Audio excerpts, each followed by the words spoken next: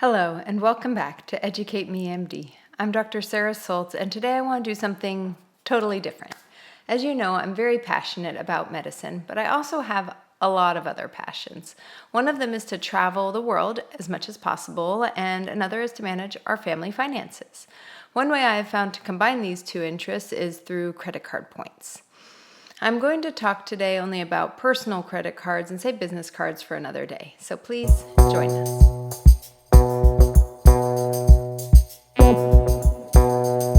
Thank you for joining me today in a unique episode to step away from medicine for a few minutes. First, I want to make a disclaimer that you should only start down the path for multiple credit cards if you know that you are good with money. For example, you can keep track of multiple bank logins and you pay your credit card off every month without question. When I first thought about getting a credit card for points, I did the math on my own budget and realized that I didn't have a lot of spending in any one particular category, like groceries or gas, but that earning 2% points on all purchases across the board seemed like it would work best for me, so I got the Capital One Venture Card. For years, I collected points and redeemed them on the Capital One website when I had enough to pay myself back for a purchase. I had no idea there was a better way to get a lot more value for points.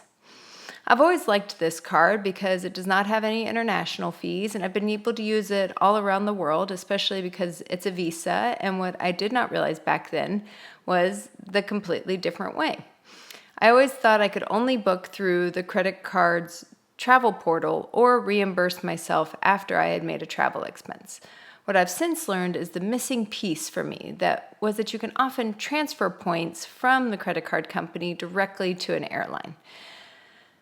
For those who've been doing this for a while, you may say, duh, I already knew that. But I have found in life there's often one small detail I'm missing that makes everything else fall into place. And that was the case with this detail. As a side note, it's also why I really liked biochemistry in college, because it finally explained the why behind the biology and chemistry, and everything fell into place. This detail made all the difference for me because instead of points being a specific dollar value, some airlines have a much better value for a flight, especially overseas or on first class. For example, in the past, I would have redeemed 60,000 points for a $600 purchase. So that's 1-to-1. Now I know I could redeem the same 60,000 points for a first class ticket to Europe, which might cost several $1,000s and could be as much as 5 points per dollar, or a 5-to-1. The critical thing to realize with this process is that each big bank or credit card company, such as Capital One, Chase Bank, and American Express, etc., has their own airlines that they partner with. These cards are also different from the individual airline cards that do not let you transfer your points out. I learned that the Capital One cards go mostly to international airlines such as Air France, Air Canada, and do not transfer to United or American Airlines. Also, the first time I tried to transfer from Capital One to Air Canada, it took 24 hours for the points to arrive in my account, and by then the price of the flights had changed and I had to rework my trip, so that's definitely something to watch out for. Chase Bank transfers to United Airlines, and American Express transfers to American Airlines. Therefore, since Houston, Texas is a hub for United, I chose to open a Chase Bank credit card as my second credit card when I began my points journey a few years ago. Initially, I got the Chase Sapphire Preferred and then a Chase Chase Unlimited Freedom card. And this one is great, the Chase Unlimited Freedom, because it has no annual fee, and it's advertised as a cash-back only card, but when you have one of the Chase Sapphire cards, you can transfer your points from the Freedom to the Sapphire and then to an airline. I also got the United Airlines card because we fly them more than other airlines, so we get extra points when booking those flights, and we get free bags when we travel, so I felt it was worth it. Chase Bank does have a limit on how many cards you can open, no more than 5 in 24 months, or the 5 in 24 rule. And after this limit, you'll likely be denied until that 24 months has passed. I did not make my husband an authorized user on any of these cards because he would not get a sign-on bonus. But I recently found a great deal for 100,000 bonus points and signed him up for a Chase Sapphire Reserve card. The points transfers from Chase Bank to United Airlines happen in a matter of minutes, which is so helpful for booking great deals when I find them.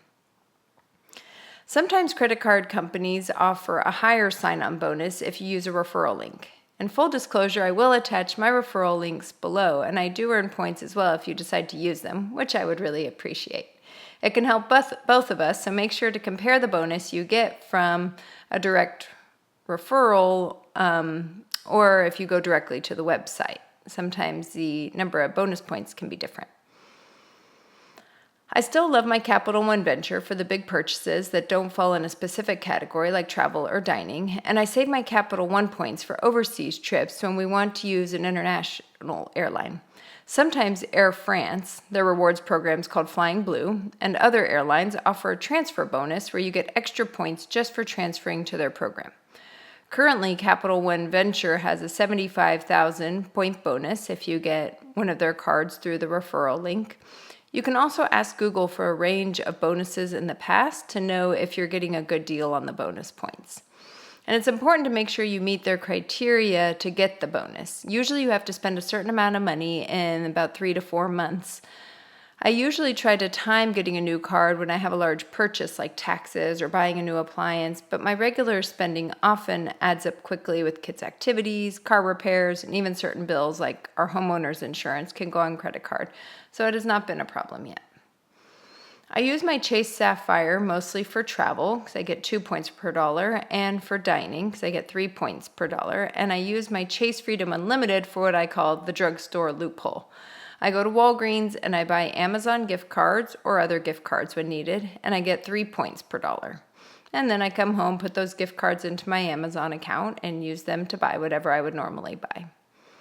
The Freedom card also gives 1.5 points back on all other purchases, so it's a good default for general spending if you don't have the Capital One and just want to stay in the Chase universe. Chase Bank is currently offering 75,000 points for the Chase Sapphire Preferred, 125,000 points for the Sapphire Reserve, which has recently been updated to have a lot of good perks, especially for those who travel a lot and live in a big city. And the Freedom Unlimited says it has a $200 reward, which is equivalent to 20,000 points. Since it's a fee-free card, it doesn't have as big a bonus. I've not gotten into the American Express world yet, but they are offering up to 175,000 bonus points for their Platinum card, which is pretty incredible.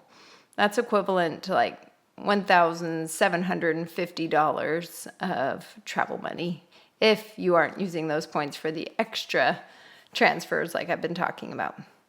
As you can see, there are a lot of points to be earned, and it's important to think about the annual fee on each card, the extra perks on each card, whether you use them or not, as well as where you personally want to spend your points. I hope this has been helpful, and please don't forget to like and subscribe if you like this episode.